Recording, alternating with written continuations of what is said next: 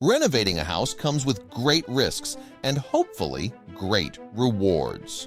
Most people hit a snag or two when demoing walls and ripping up carpet, but the end result, a happy and safe home, is worth it. One Arizona couple not only redesigned their home, they received tangible rewards. A safe with $50,000, a bottle of rare bourbon, and a philosophy book. Meet Angel and Eddie, Arizona homeowners whose home reno project turned out to be a great adventure. "We moved into our fixer-upper home 2 years ago," Angie said. "We're finally getting around to the kitchen renovation. Eddie is DIY enough and saving us some money. It's cute." When the couple first moved in, they found a safe code hidden in the back of a medicine cabinet. There didn't appear to be a safe in the home, but Angie kept the code just in case.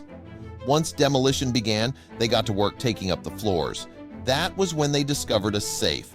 It looked to between 10 and 20 years old. The code didn't work at first, but Angie and Eddie kept trying. The code finally unlocked the safe. Inside, they found a rare bottle of James E. Pepper bourbon, a book called A Guide for the Perplexed, and $51,080. We stared in disbelief. Time stood still.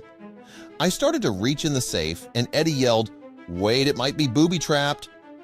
"I'm still laughing at that one," Angie said on Imgur. The cash included a stack of old $2 bills. The bourbon comes from the private stash of one James E. Pepper, who invented one of the most famous cocktails ever, the Old Fashioned.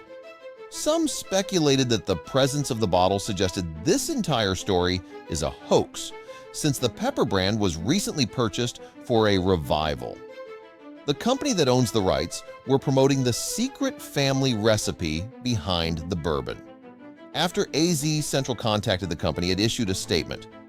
"Our company is the proud steward for the James E. Pepper brand, and we were very excited to hear about this story when the news broke. We are closely following the matter as it unfolds and look forward to upcoming developments. I think fans of the brand and the story are in for a treat as things unfold in the near future." The book, A Guide for the Perplexed, was published in 1977 by E.F. Schumacher, who is better known for his eco-conscious tome, Small is Beautiful. 5 days before he died, Schumacher handed the book to his daughter and told her it contained the philosophical underpinnings of Small is Beautiful. Some passages of the book are underlined, such as this one. One way of looking at the world as a whole is by means of a map. That is to say, some sort of plan or outline that shows where various things are to be found. A black and white photograph was also tucked inside the book. There was a message on the back of the photo which read, "Alan, I have a book you must read. I've underlined a few key passages.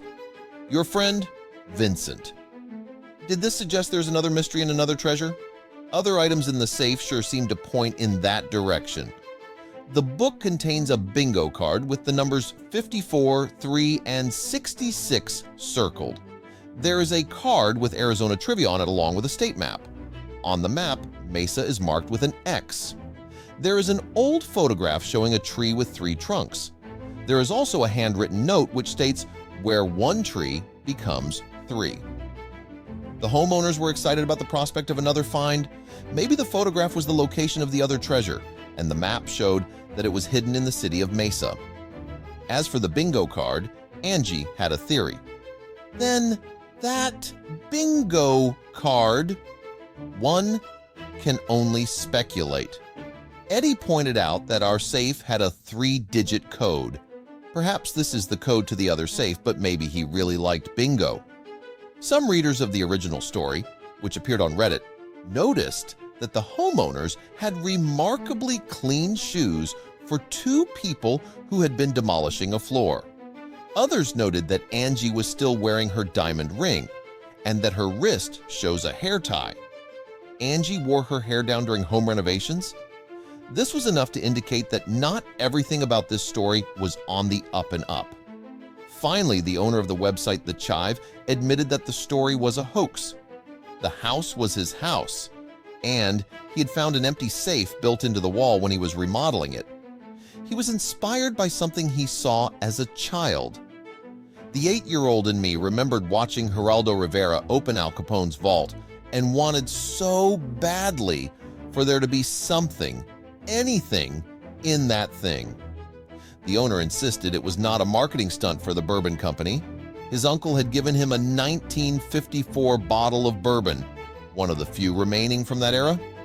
His assistant had tracked down old money, which they have reportedly donated to an animal shelter. As for the bingo card, it was just what Angie had suspected. I just love playing bingo and wanted an old bingo card in the narrative somewhere.